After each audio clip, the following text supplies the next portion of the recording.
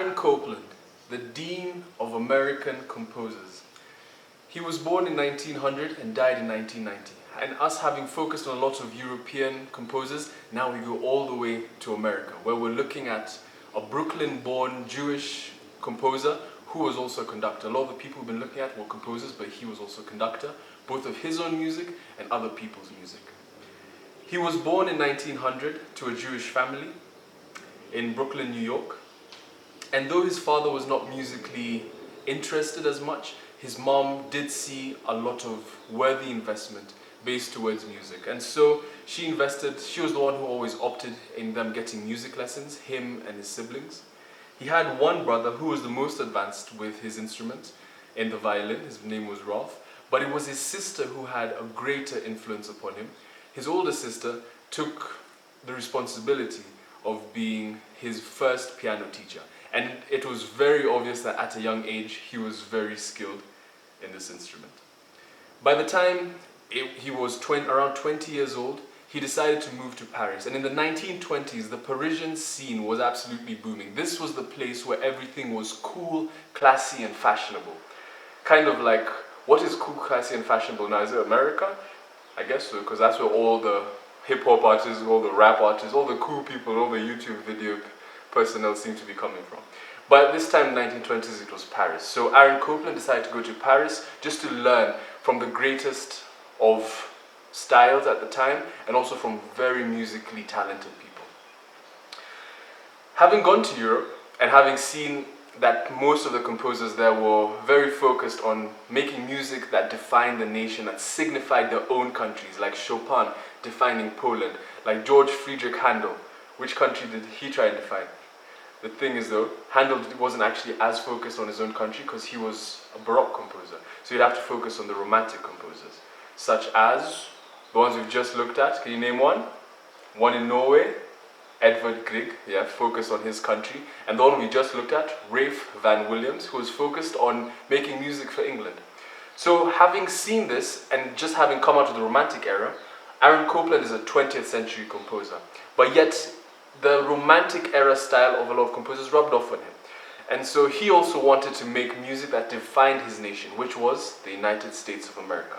So he comes back to the United States of America, having learned from a lot of European composers, and he ends up making ballets that had very American themes, such as westerns, where you had the sheriff and you had the outlaw, and they're going out and they're getting a gunslinger, or they're about to have a showdown against one another.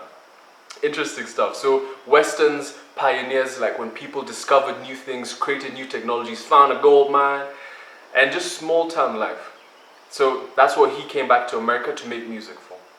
However, today's piece is inspired by not just different themes in the country, but by a specific person. It is inspired by the 16th President of the United States of America, and this is Abraham Lincoln.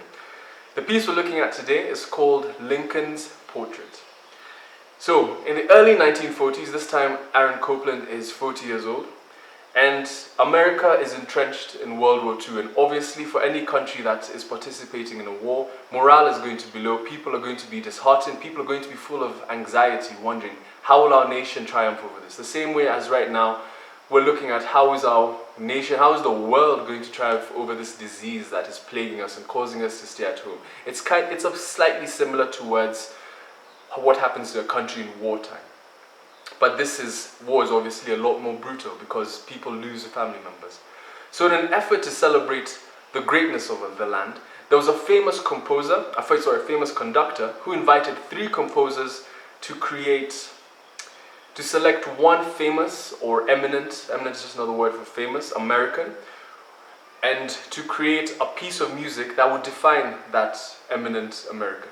So out of the 3 composers, the first composer couldn't really make up their mind, so they chose 2 people. They chose the 99th Mayor of New York, can you imagine that, the 99th Mayor of New York back in the 1940s, and Dorothy Parker, who was a very famous American poet, and actually still is, and has had a major influence upon them. The second composer and Copland actually settled on the same person, Mark Twain, but this was a problem because you can't really share the same person as another composer. So Kenneth Copeland.